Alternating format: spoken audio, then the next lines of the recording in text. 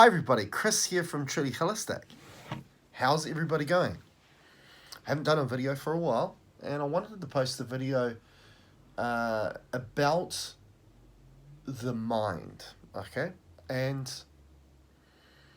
I've done a video on explaining why I feel the most devastating destructive theory that we use still is this aspect of the conscious mind and the subconscious mind, because it's marrying and bringing those concepts together of the consciousness and of the mind when really they're polarities to each other.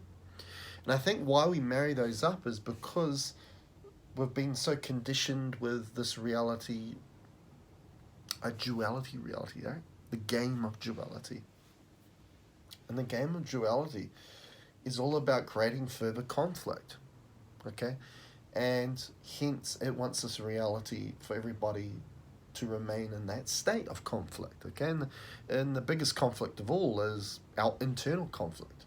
Who am I? Why am I here? What's my purpose? Who really am I? Because the majority of people don't know who they are. Majority of people don't love self. So hence, why are you going to find it easy to find love out there if you don't love self, right? Okay? So I want to talk a bit more about the mind, because my standpoint, and people ask me, what's your standpoint, Chris? My standpoint is the mind is not even us. Don't embrace it as part of you, right? We're going to talk a little bit more about that. The mind is like a parasite. The mind is an intelligence that is not your innate intelligence. Your innate intelligence is consciousness. And consciousness is a polarity to the mind. Okay?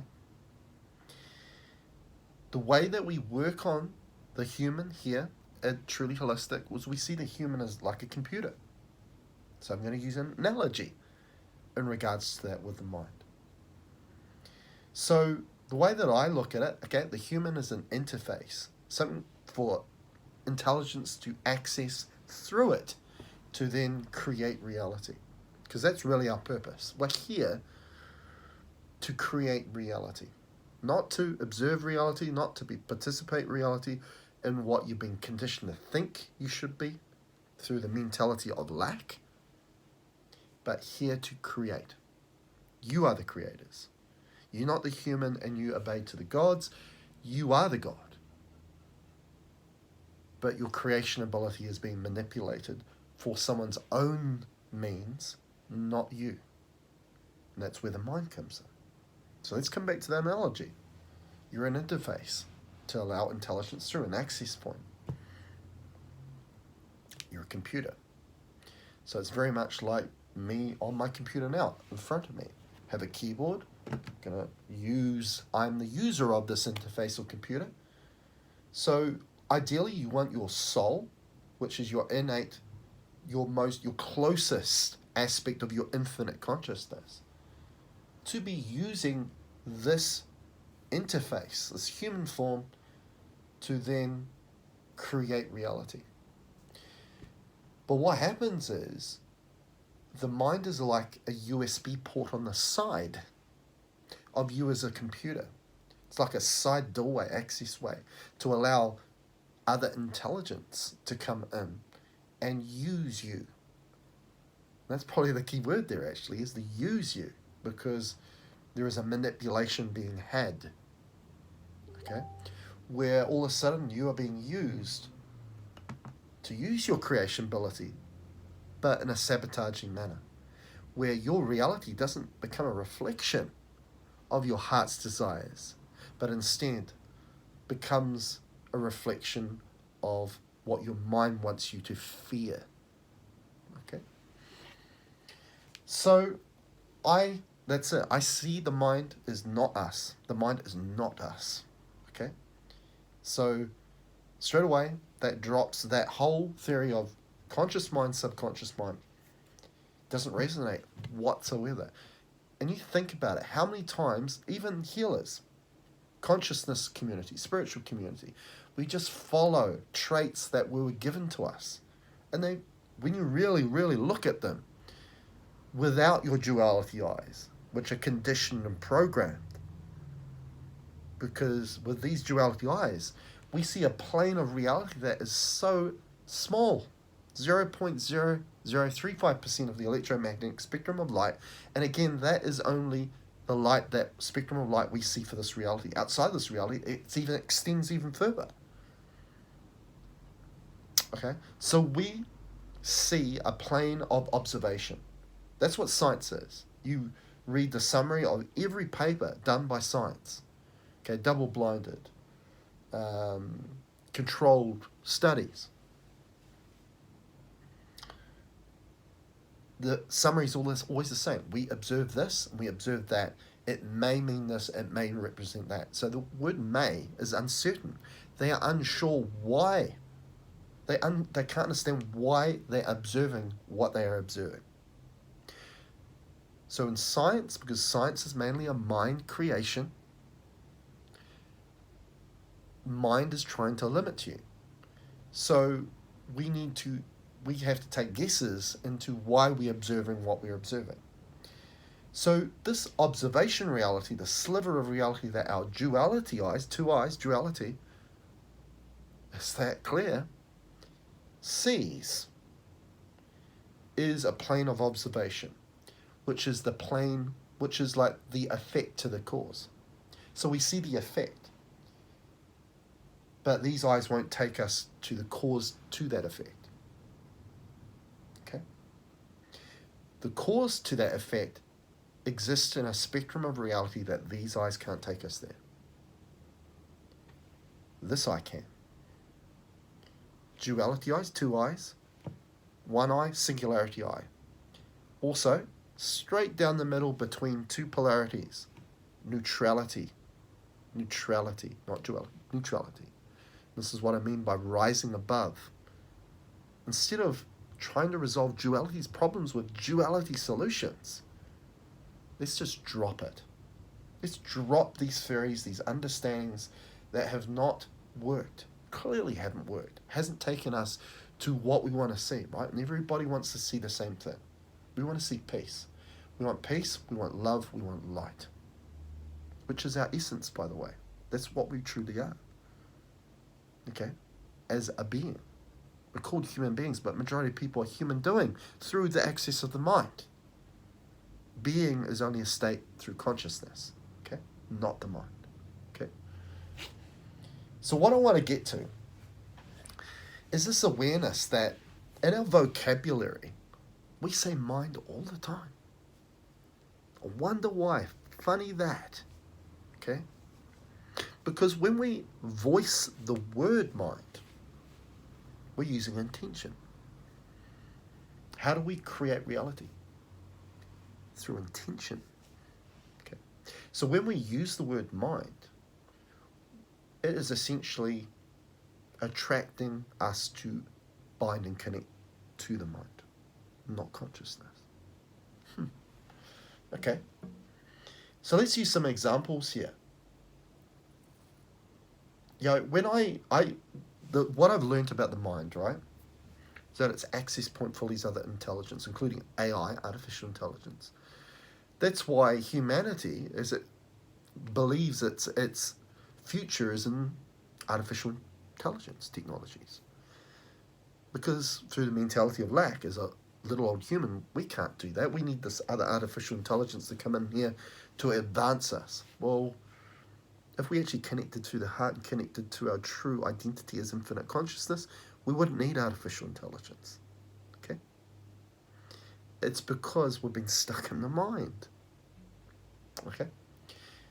So, I know all this stuff about it, but even me in sessions, the word mind was coming out, and all of a sudden I was like, oh my God, how often do we actually say the word mind compared to the word consciousness?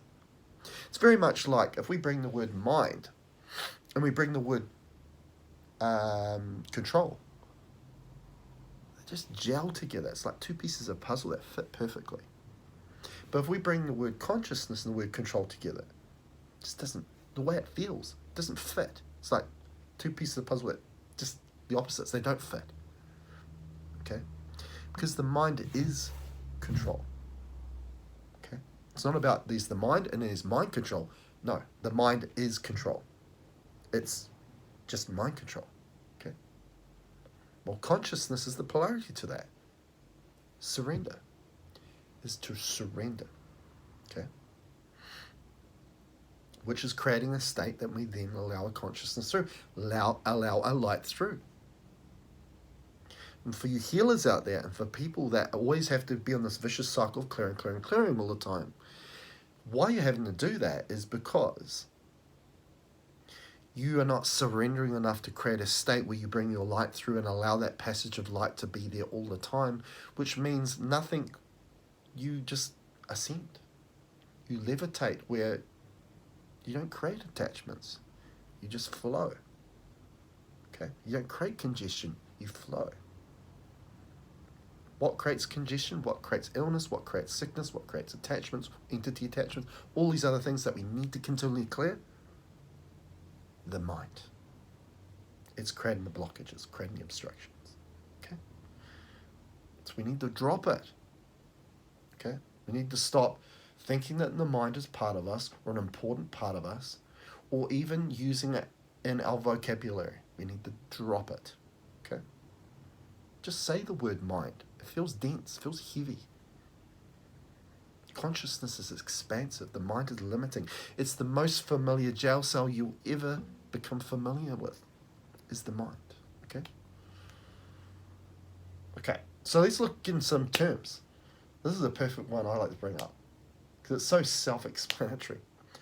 Mindset. If our vitality and our wellness relies on flow, and when we're unwell, you look at every aspect of our physiology, it relies on flow. Blood, lymph, neurons and communication of the nervous system, the digestive system, urinary system. When we have a disease or illness, it's due to obstruction and blockage, congestion. What does mindset mean? No flow. Set in its ways. You're set in your ways. Set like concrete. Mindset. Okay, what about the word mindfulness? You know, when we say, okay, well, I'm going to go and do some meditation, right? I'm going to do a bit of mindfulness. But when we do meditation, what are we doing? We're removing the mind chatter. We're simplifying, bringing awareness back to the breath to remove the mind out of the way. So it's not mindfulness, it's mindlessness. Okay? But no, we'll go with it. We'll call it mindfulness because that's what people say. Okay? That alone is an act of lack of awareness, lack of consciousness, right? I'm sorry if I'm getting really passionate about this, because this is the root. This is the origin of everything. This is what we're finding at Tree Holistic. If you want to really get to the root of the core of your issue, book an appointment with me. Subscribe to this channel, like this video, share this video with as many people as you can. Because we need a drastic change. We need to see it. We need to see that pink elephant in the room, okay? The mind for what it is, okay? It's essential. All the stuff I'm telling you now, we're doing clearing work of this in the session work with people, and we're getting great results, okay? State of mind, okay? That's right, the mind creates congestion in the state, which disconnects you from your light. So therefore, oh, I need to keep clearing myself out of stuff. Wow, I'm getting attachments all the time. Okay, we call that trying to create and maintain space, okay? Where we hold the work we've done through the intention work. So we do the intention work, we open the doors to your light, your consciousness, but we need to create the right space and state to allow that door to remain open. Otherwise, if we go flip into the head, into the mind, that doorway closes. All of a sudden, wow, I've got attachments of all these things going on with me again, okay? And again, another thing with mind, okay, and again, this is a viewpoint, a perspective of a collective consciousness. We'll get to that. But a standpoint of when I do a lot of articles on all my social media. And I always like to go on Google Images and I'll look for a photo that kind of resembles or connects to what I'm trying to say in my article. And sometimes it won't. So a lot of it's based on consciousness work, right? And I'll type in consciousness and I'll get a bunch of photos of brains and heads. Consciousness doesn't come from there, people. Consciousness comes from the heart. Okay? Every lifetime you are brought here through the heart. Okay? And then when you leave, back out through the heart. That's the way it should be. Okay? So why do we always think consciousness is brain? Brain is analytical. Okay? I'm going to throw this out to you. When you become analytical, crunching numbers, you got so many things going on, so many distractions, and so many things that are very analytical to do, you get stressed out. Stress is a byproduct of a disconnection of self. Okay? It's being in the mind. Now the mind is located here. Okay, it gets you into the head. Because the mind follows your duality eyes. Okay, we have a savior here in regards to a singularity eye, and I could tell you so much just about that. Probably an hour's work just on this thing. But we're not talking about that today. Okay. Great mind, okay, like Albert Einstein, the greatest minds of our time.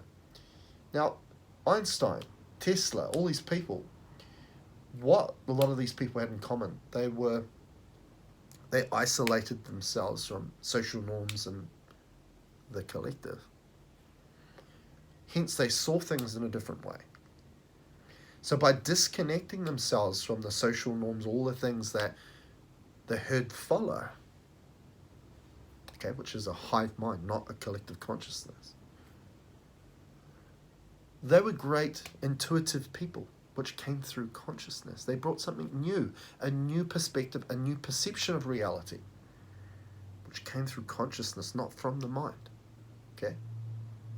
So they're not great minds. They're great intuitives. They're great.